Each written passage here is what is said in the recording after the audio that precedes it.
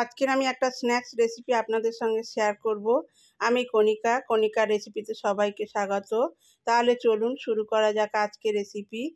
এখানে আমি কিছু মেটেরিয়ালস নিয়েছি এখানে ময়দা নিয়েছি, পেঁয়াজ কুচি, কাঁচা লঙ্কা কুচি, আর অর্ধেক একটা লেবু নিয়েছি। এখানে কিছু মশলা নিয়েছি, হলুদ গুঁড়ো, লবণ, লঙ্কা গুঁড়ো, জিরে গুঁড়ো, ধনে গুঁড়ো, আর এখানে নিয়েছি হাফ কাপ চিড়ে। প্রথমে আমি একটা ব্যাটার তৈরি করে নেব। তার জন্য ময়দাটা আমি মিক্সিং জারের মধ্যে দিয়ে দিলাম, দিয়ে দেব কিছুটা জল, দিয়ে একটা ব্যাটার তৈরি করে নেব। ব্যাটারটা তৈরি করে নিয়েছি, ঠিক এই রকম হবে দেখুন। এটা আমি এক সাইডে রেখে দিচ্ছি। এখন আমি একটা পুর তৈরি করে নেব। তার জন্য আমি পেঁয়াজ কুচিটার মধ্যে দিয়ে দেব,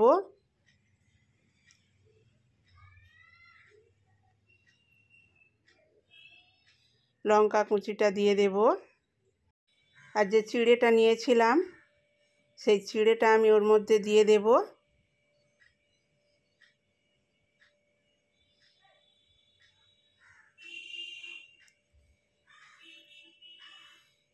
এবার ওর মধ্যে দিয়ে দেব সেই মশলাগুলো।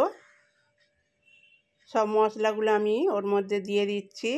জিরে গুঁড়ো, ধনে গুঁড়ো, লঙ্কা গুঁড়ো, হলুদ গুঁড়ো, লবণ, আর খানিকটা গরম মশলার গুঁড়ো দিয়ে ভালো করে মিশিয়ে নেব।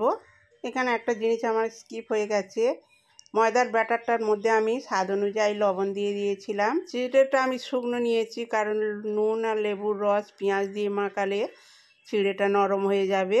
এখন ওর মধ্যে দিয়ে দিচ্ছি সেই অর্ধেক লেবুর রসটা। আবারও আমি ভালো করে মাখিয়ে নেব।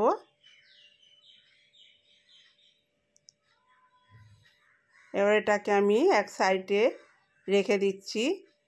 এখন আমি সেই ব্যাটার দিয়ে এইভাবে ছোট ছোট রুটির মতো তৈরি করে নেব।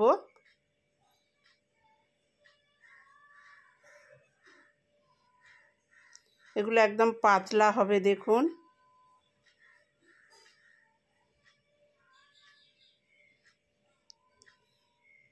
তুলে নিচ্ছি। এই একইভাবে আমি সবগুলো তৈরি করে নিয়েছি, দেখুন কতটা পাতলা হয়েছে।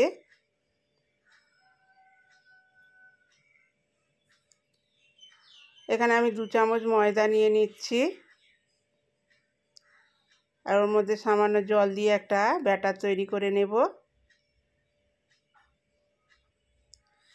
সেই পাতলা রুটি আমি একটা থালার মধ্যে নিয়ে নিলাম, নিয়ে সেই পুরটা আমি মাঝখানে দিয়ে দেব, দিয়ে এবার এইগুলোকে রোলের মতো করে মুড়ে নেব। এইভাবে 2 সাইডে মুড়ে নেব, নিয়ে এইভাবে এবার যে ব্যাটারটা তৈরি করে রেখেছিলাম সেটা একটু চামচে করে সাইডে দিয়ে দেব। এইভাবে দিলে আর খুলে যাবে না, এইভাবে মুড়ে দেব।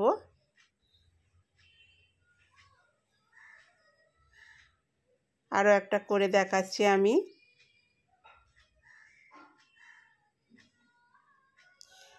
এগুলো খুবই মুচমুচে হবে আর খেতে খুবই টেস্টি হবে।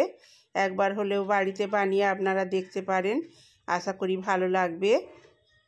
এবার সেই ময়দার ব্যাটারটা এক সাইডে এইভাবে দিয়ে এভাবে মুড়ে চেপে দেব, দিলে একদম সেট হয়ে যাবে।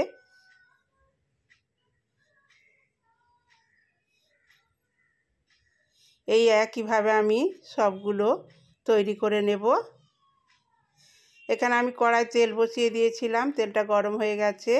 এখন ওগুলোকে আমি ভেজে নেব। উল্টে পাল্টে ভালো করে লাল লাল করে ভেজে নিতে হবে।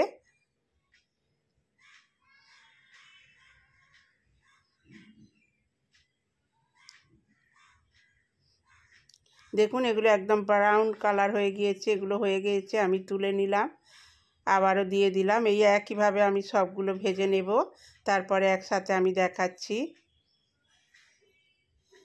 দেখুন কত সুন্দর হয়েছে। একবার হলেও বাড়িতে বানিয়ে দেখবেন, আর ভালো লাগলে প্লিজ আমার চ্যানেলটিকে সাবস্ক্রাইব করে দেবেন। আমি আজকের এই পর্যন্ত শেষ করছি।